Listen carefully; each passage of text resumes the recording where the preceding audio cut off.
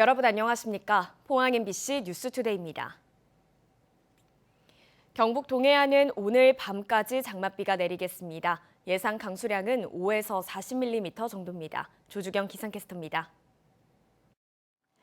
장맛비가 내리고 있습니다. 나오실 때 우산 챙기셔야겠는데요. 현재 레이더 모습 보시면 넓은 비구름대가 경북 동해안 대부분 지역에 영향을 주고 있습니다.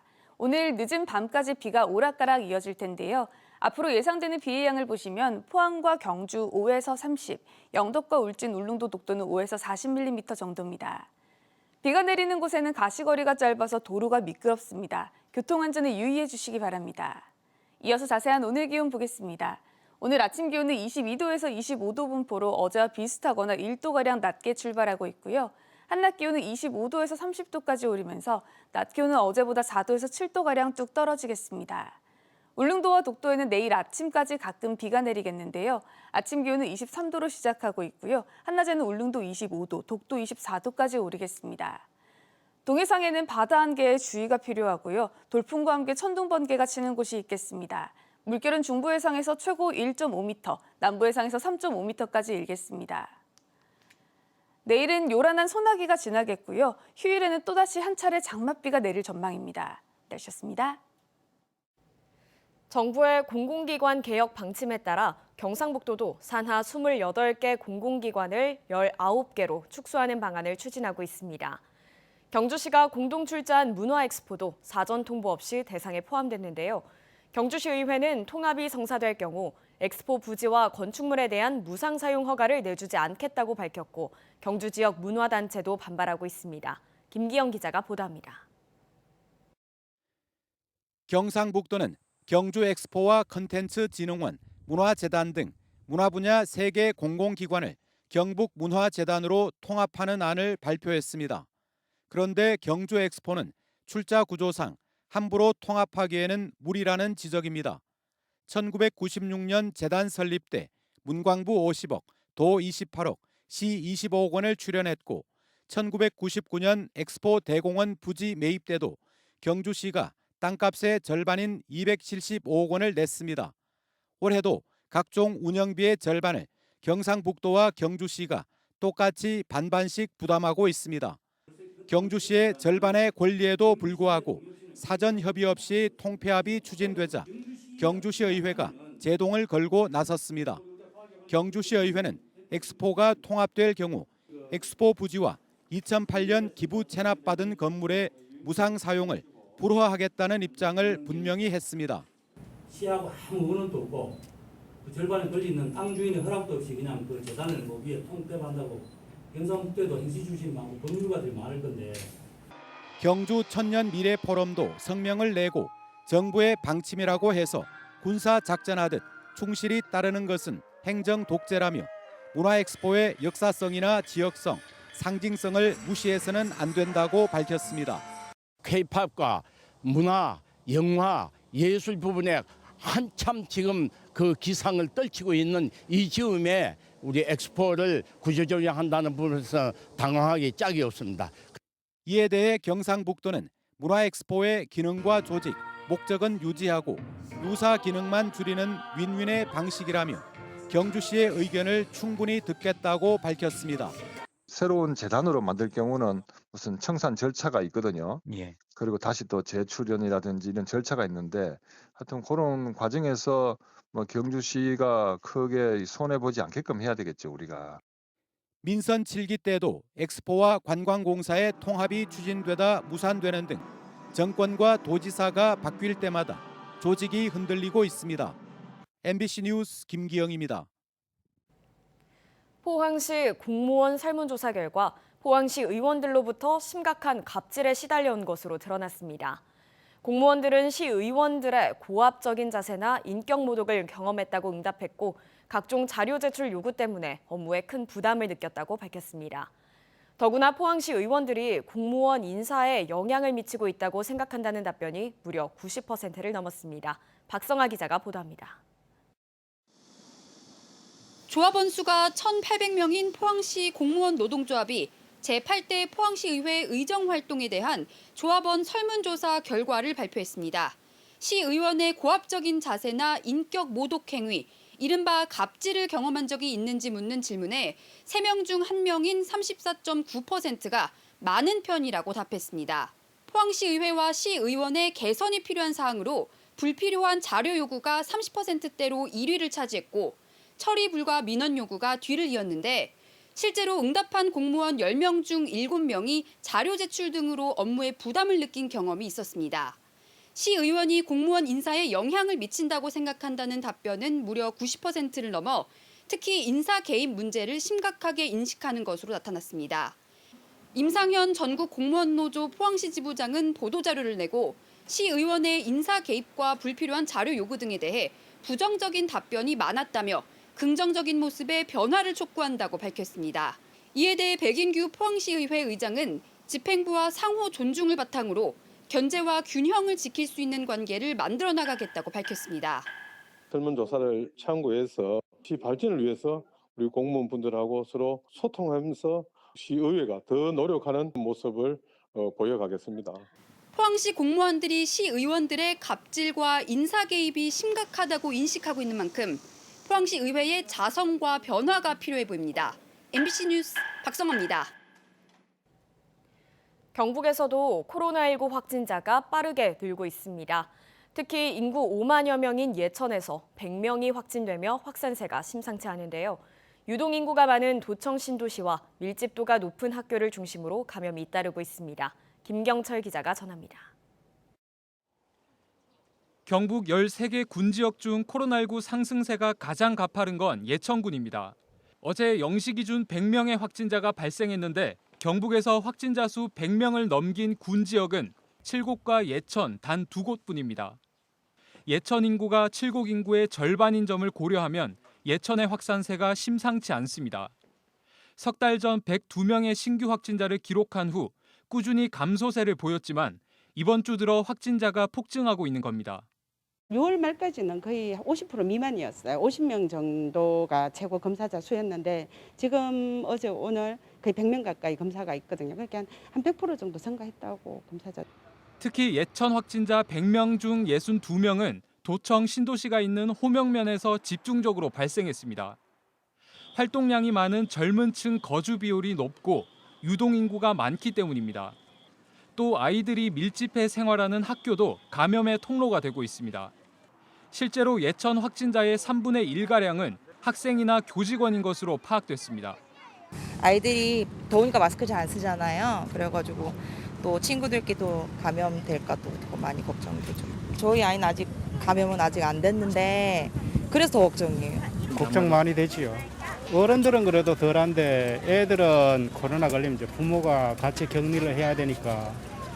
경상북도는 이 같은 확산 추세라면 하루 확진자가 다음 주엔 4,000명, 여름 휴가가 끝나는 9월엔 10,000명이 넘을 걸로 예상하고 있습니다. MBC 뉴스 김경철입니다.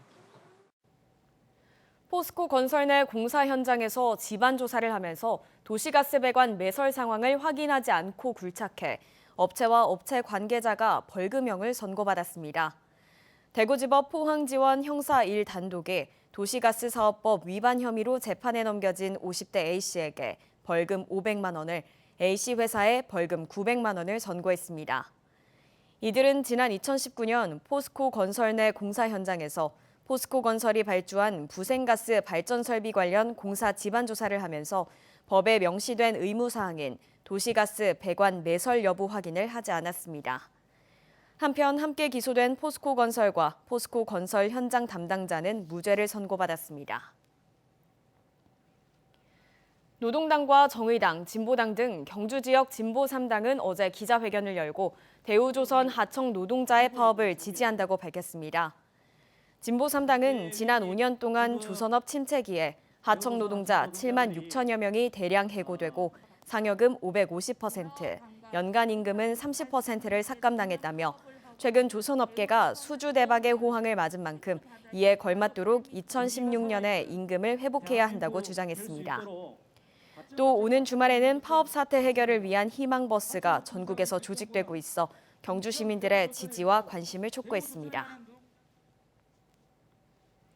포항에서 3년 만에 프로야구 경기가 열립니다. 프로야구팀 삼성 라이온즈가 오는 26일부터 사흘간 포항 야구장에서 한화 이글스를 상대로 2022 KBO 리그 3연전을 치릅니다. 포항시는 2020년과 2021년 신종 코로나19 바이러스 감염증 사태로 KBO 프로야구 경기를 개최하지 못했는데 사회적 거리두기 해제에 따라 경기가 재개됐다고 밝혔습니다. 코로나19 사태로 최근 2년간 중단됐던 영덕의 황금은어축제가 다시 열립니다. 영덕 황금은어축제 추진위원회는 오는 29일부터 31일까지 영덕읍 50천 둔치 일원에서 영덕 황금은어축제를 개최한다고 밝혔습니다. 다시 온 영덕 황금은어 온몸으로 즐기자라는 주제로 은어 반두잡이와 은어 숯불구이 체험, 가족 물놀이 체험 등으로 진행됩니다. 지금 각 대학들은 2학기 수강 신청을 앞두고 있습니다. 그런데 지역의 한 대학교에서 수강 신청을 하려는 학생들이 아주 당혹해하는 상황이 벌어지고 있는데요.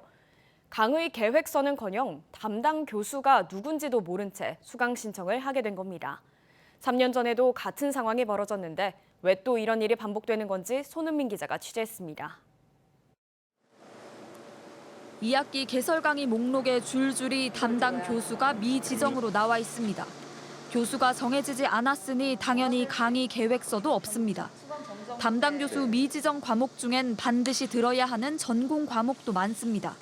또 학점도 관리를 잘 해야 되는 과목인데 지금 보시면 한 과목을 제외한 모든 회계원리 과목이 담당 교수도 미지정이고 수업 계획서도 안 나와 있는 상태입니다.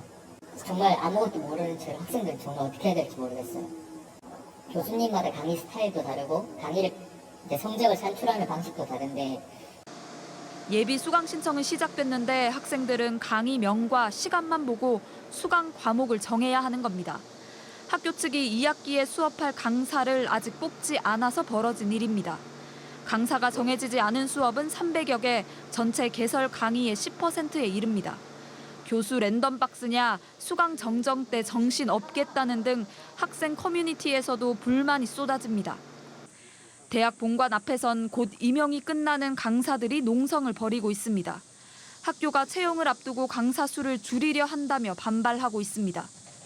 계속 이제 이 학과에 대해서 압력을 가하면서 그 규모를 이제 줄이려고 하는 것으로 보여요. 그래서 이제 이 절차가 계속 뒤로 이제 미루어지고 있는 것으로. 이런 수강 신청 논란과 강사들의 시위는 이번이 처음이 아닙니다. 최소 3년간 임용을 보장해야 하는 강사법이 처음 시행되던 지난 2019년에도 대학들이 강사 규모를 줄이고 채용을 미루면서 학생도 강사도 피해를 봤습니다. 다시 강사 공채 시기가 돌아오자 똑같은 상황이 반복된 겁니다. 학교 측은 강사법에 따라 8월 31일까지인 임용 기간을 지키다 보니 채용 절차가 늦어졌다고 해명했습니다. MBC 뉴스 손은민입니다. 국민의힘과 경상북도가 어제 국회에서 내년 국가투자예산 확보 방안을 논의했습니다.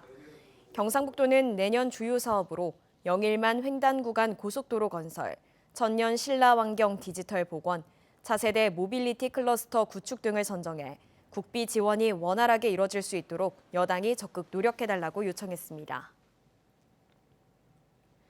경상북도는 포스텍, 한국과기술기획평가원, 한국전파진흥협회 등과 함께 메타버스 디지털 정책 세미나를 개최했습니다. 이번 세미나는 정부의 메타버스 산업 정책과 관련 국정과제, 경북도의 메타버스 추진, 대응 방안 등에 대한 주제 발표로 진행됐습니다. 경북소프트웨어진흥본부도 정책 개발을 위해 가칭 경북 메타버스 융합진흥센터를 구축하는 방안도 제시했습니다.